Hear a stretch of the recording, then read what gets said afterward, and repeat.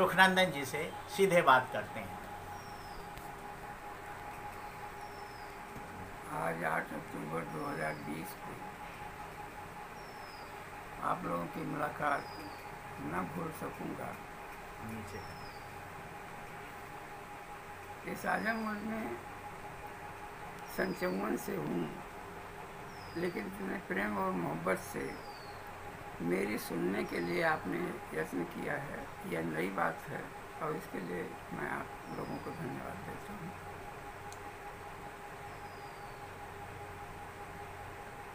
एक छोटा सा जीवन जो मैंने जिया है, उसमें पाया है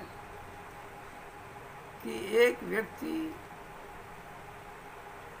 अपनी क्षमता भर समाज से ग्रहण करता है और क्षमता भर समाज की सेवा में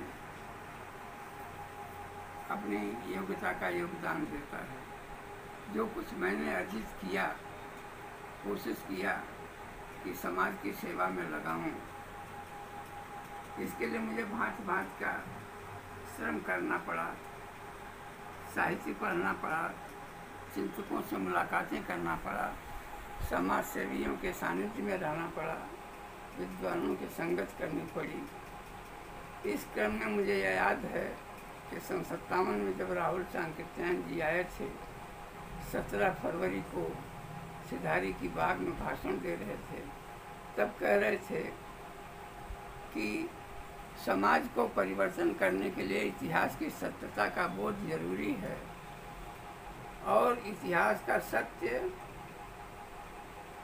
प्रत्यक्ष रूप में सर्वत्र दिखाई नहीं पड़ता, वो नदियों की तलहटियों में, प्राचीन चीज़ों में, अवशेषों में छिपा हुआ है। समाज हजारों वर्षों में निरंतर विकास की ओर बढ़ता रहा है और ज़रूरत है कि जो वैज्ञानिक सत्य है उसके आधार पर उसी सत्य को ग्रहण कर समाज जो है अपना विकास करे। तो इसके यह अभिरुचि राहुल जी के उस कथन से प्रेरित हुई थी। मैंने इतिहास को, दर्शन को और राजनीति को कॉलेजों में पढ़ा, यूनिवर्सिटियों में पढ़ा, स्वतंत्र रूप से अध्ययन किया और ये पाया कि हजारों साल का जो हमारा सामाजिक इतिहास है वह भांत भांत के उतार चढ़ावों का शिकार रहा है।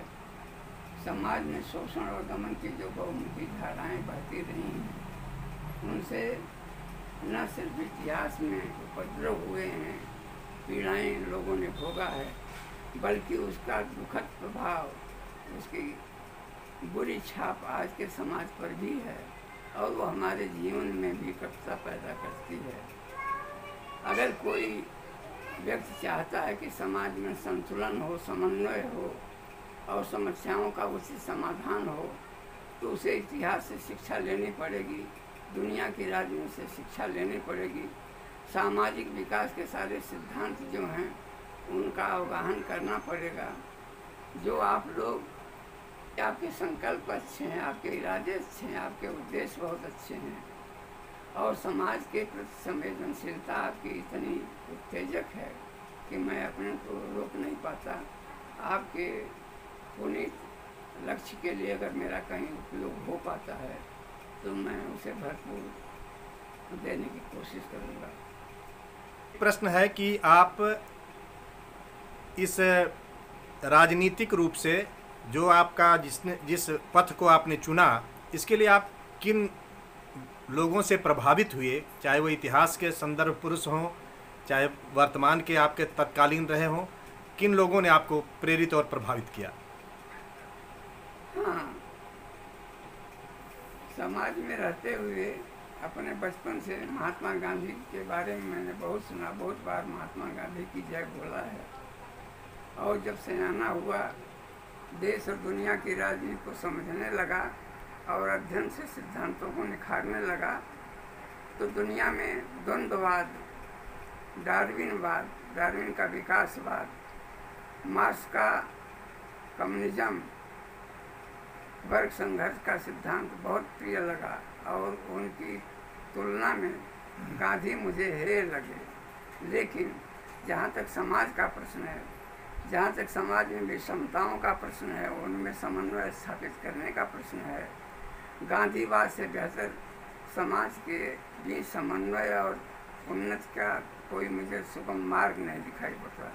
मुझे सर्वोत्तम मार्ग जो है गांधीवाद का दिखाई पड़ता है। हिंदुस्तान की परिस्थितियों में जो नेहरू ने राजनीति को अपनाई थी, वह सोशलिस्टिक पैटर्न ऑफ सोसाइटी का जो आदर्श उन्होंने प्रस्तुत किया था, वो मार्क्सवाद से दूर जरूर था, फिर भी शोषण और दमनकारियों के नापाक मंसूबों से ज़्यादा बेहतर था।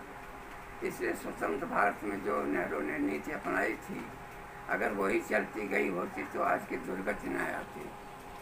बाधक अनेक कारण थे, जिसमें छानबीन की जाए तो बहुत विषयांतर हो जाएगा। जो ज़्यादा मुसीबतों के शिकार लोग रहे हैं, उनमें मजदूर वर्ग, सर्वहारा और दलित खास हैं।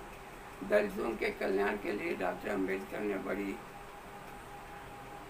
बड़ी सैद्धांतिक बातें की, नीतियों का निर्धारण किया, लेकिन उनकी नीतियाँ जो है कार्य रूप में परिणत नहीं हो पाई। अम्बेडकर साहब के नाम को लेकर के जो राजनीतिक परिवर्तन हुए थे, जितना कांग्रेसियों ने अपना करके आरक्षण और ये अपराध मूलक रवैयों के विरोध में सिद्धांत बनाए थे, उनका भी पूरी तरह से पालन नहीं किया। जो आज की व्यवस्था आई है, उन जाने माने सिद्धांतों की भी अवहेलना करने वाली है और दलितों को और दमन चक्र बढ़ता गया है। यही हालत मजदूरों की भी है। ऐसे कानून बनाए गए जो जाने माने मजदूरों हितैषी कानूनों की अवहेलना कर रहे हैं, उन्हें बेरोजगारी के गड्ढे में ढकेल रहे हैं। तो जो मेरा छोटा सा अनुभव है वो ये है कि मैं मार्क्स, गांधी, अम्बेडकर, राहुल सांकृत्य जैसे विचारकों से ज़्यादा